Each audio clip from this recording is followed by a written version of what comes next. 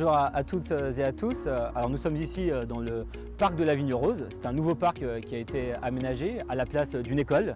On est passé du tout béton au tout verdoyant dans un cadre qui est désormais magnifique. C'est pour moi l'occasion de vous parler du plan local d'urbanisme et de son ambition sur tout ce qui touche à la transition écologique. Parce que le PLU, plan local d'urbanisme, va avoir un impact finalement sur chacun d'entre nous, sur la question environnementale. En effet, dans ce PLU, nous allons baisser fortement la consommation d'espace par rapport aux 10 dernières années.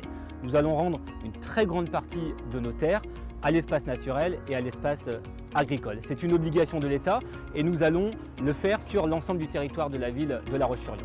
Il va donc falloir aménager la ville de manière différente, densifier de notre ville partout où cela est possible et donc imaginer de nouvelles formes urbaines et dans chacun des quartiers pouvoir avoir des espaces comme celui-ci, des espaces de verdure. C'est ce qu'on appelle aussi les îlots de fraîcheur.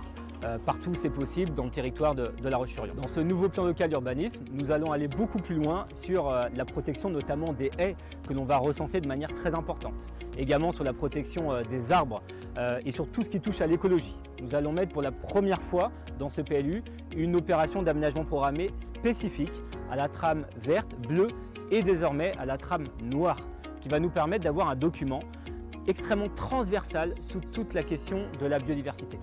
Et pour vous donner un exemple concret de ce que nous allons mettre dans ce PLU sur la protection de l'environnement, nous allons intégrer un coefficient de biotope. Dans toutes les constructions des promoteurs immobiliers, ils auront désormais l'obligation d'atteindre un pourcentage. Et ce pourcentage devra intégrer des éléments sur la biodiversité, sur l'environnement, mais également sur la production d'énergie.